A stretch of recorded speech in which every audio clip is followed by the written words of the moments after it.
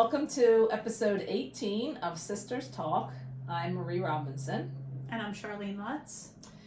And today we're going to talk with the holidays coming up, just thinking about the stress of the holiday season and maybe some strategies that we can think about before things get too hectic to try to incorporate to make things a little bit easier, a little bit more peaceful. And maybe a little bit more calm. So what do you think about that, Char?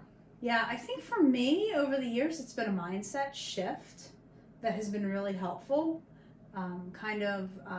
This idea of so many gifts or giving so much in the way of like possessions or material things. Mm-hmm.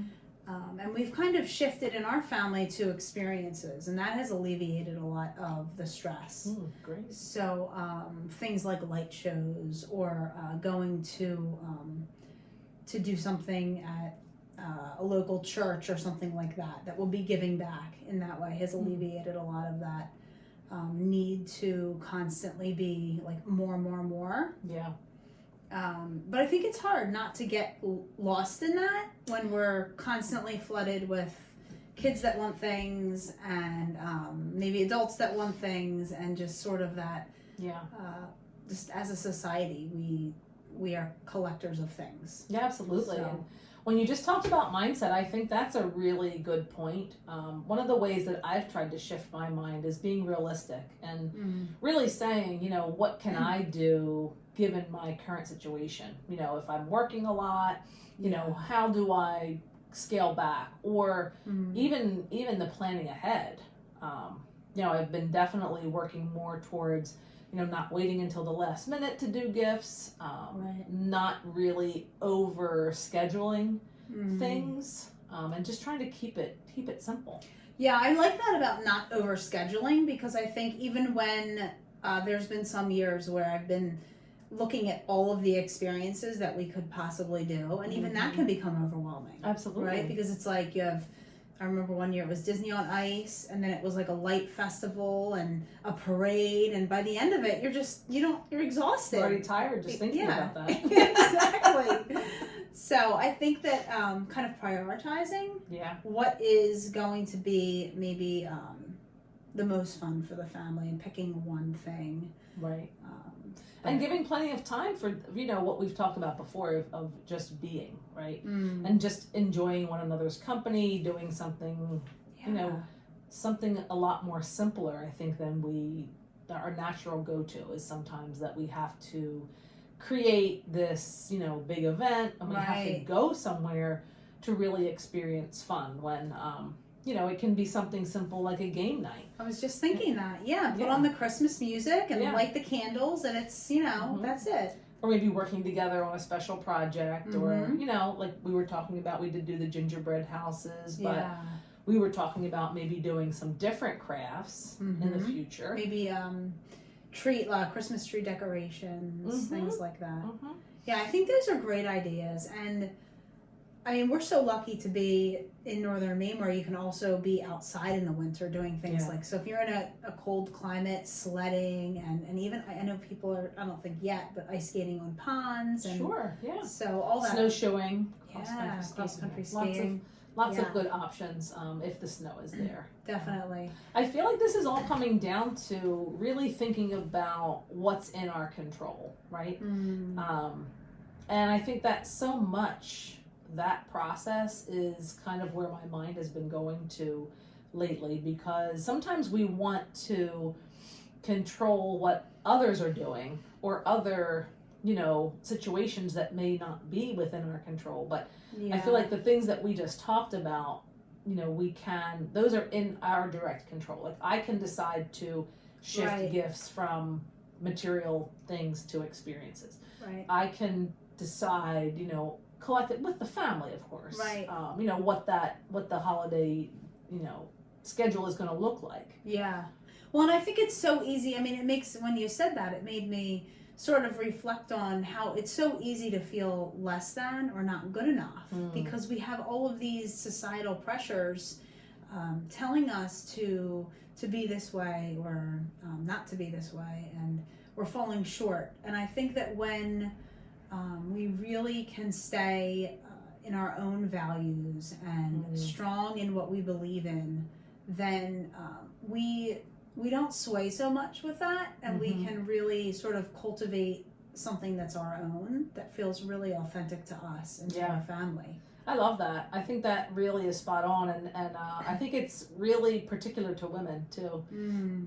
That you have to be being your career woman, perfect mother, and then you have to have this amazing spread at the holiday season, with all this food. Well, me, I mean, I abandoned that many years ago, and I'm just more of the I'll bring a side dish and I'm coming to your house. No one's coming over my house type of thing. But and we don't have to go that extreme. Obviously, it's a balance, but I think that was me recognizing my own limits and recognizing like there's no way I'm going to do this and not be super irritated and no fun to be around. Also, it's that embracing it. Like you've embraced it, and it's sort of like, well, somebody else is going to pick up some of that. Like I do love to cook, so I can sort of fall into that, right? Perfect. And just had dinner here tonight. It was wonderful. No cooking for Marie. Love it. So I do think that those are really good points, and staying strong in our sort of our rituals or our routines that we already have in place.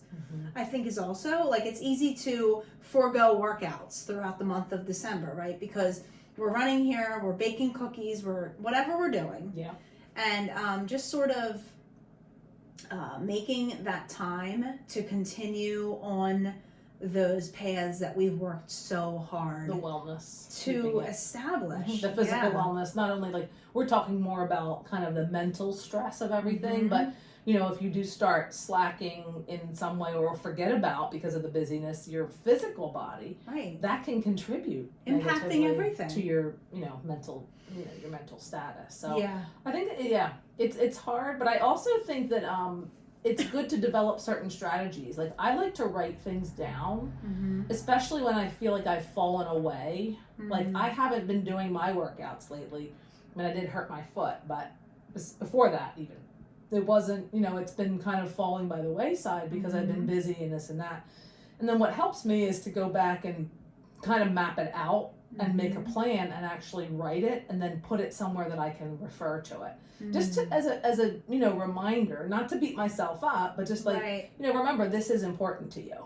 And no matter how busy it gets, it's really good to, try to fit this in. Well, that makes me think about, so today I read something, and I'll have to get it for next time. It was a beautiful passage in a book, and talked about how when things that we have taken on become a part of who we are, they no longer, like they can leave us for a bit. Like you just kind of talked about working out, but they never really leave us. Yeah, that's exactly how I feel. Yeah, you've literally taken it into the core of yourself. So I'm wondering how we get there though, because that wasn't, and I'm sure for you too, like working out for me is that, right? I'm not, if I have to, I was hurt a few weeks ago in the fall and earlier in the fall, and I had to take about 4 weeks off, and I'm back to it now. But there was once a time when that was not always so much a part of who I am, and other things too, not just working out. So I think maybe a topic for another week would be just, how do we get to the point of it's who we are, and it's not leaving? And that goes for so many facets of values and I was things. just going to say, it's making me think all about like purpose and core beliefs and values, and and I think that alignment is a big piece to getting at what you're talking about. But I think that's definitely another topic. Yeah, that was The Soul's Plan. That was the book that I read. It was the beginning section. So I'll have to maybe start with that next time. That's a great idea. Okay. We have our tea bag. Yeah. You can read it. Found this one today. You can measure the love you bring to each day by the joy you experience in each moment. How relevant for the season of giving that we're in now. Exactly. Staying present and hopefully feeling a lot of joy. Love it. Thanks for joining us, everyone. We'll see you next time.